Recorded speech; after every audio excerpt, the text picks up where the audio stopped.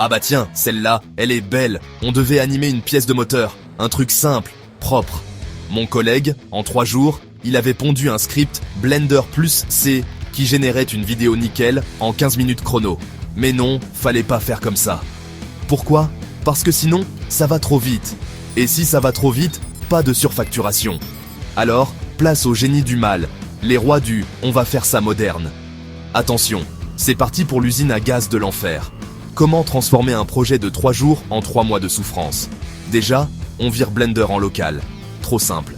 Maintenant, Blender est sur un serveur distant, parce que cloud computing et scalabilité, ouais.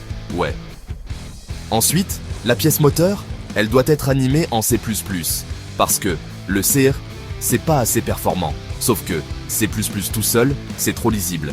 Alors, on rajoute un serveur Node.js pour gérer les requêtes. Pourquoi? Personne ne sait. Ah, et tant qu'on y est, la 3D ne s'affichera pas en local. Non, on va faire ça sur un site web, en WebGL. Donc, C++ calcule la position des pièces en temps réel. Scheduler fait une passerelle vers un serveur distant.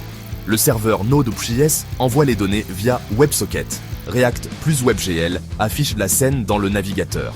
Et là, tu te dis, mais pourquoi on n'a pas encore touché le fond? Bon, à ce stade, ça rame déjà sévère. Mais non, faut encore complexifier. Le CSS doit être en Tailwind, parce que on fait tout en Tailwind maintenant. Les logs des calculs sont stockés en PostgreSQL. Chaque frame, en JSON. Une API Python permet de récupérer les logs des logs. Un pipeline GitHub Actions automatisait la mise en prod. Parce que sinon, c'est pas pro. On ajoute Kubernetes et Docker.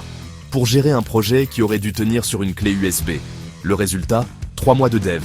6 personnes sur le projet. 20 serveurs nécessaires pour que ça tourne. La vidéo finale fait 12 Go, au lieu de 150 mots. Et met 3 heures à se générer, au lieu de 15 minutes. Et le client a payé 50 000 € au lieu de 5 000 €.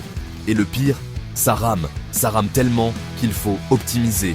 Donc, on ajoute un autre serveur pour gérer la compression vidéo. Bravo, les génies. Moralité. Quand un dev compétent peut faire un truc en 3 jours, les ESN et startups vont tout complexifier pour justifier un contrat. Empiler 15 technos inutiles pour faire hype. Créer une dette technique énorme pour un projet simple. Faire un truc lent, cher et ingérable.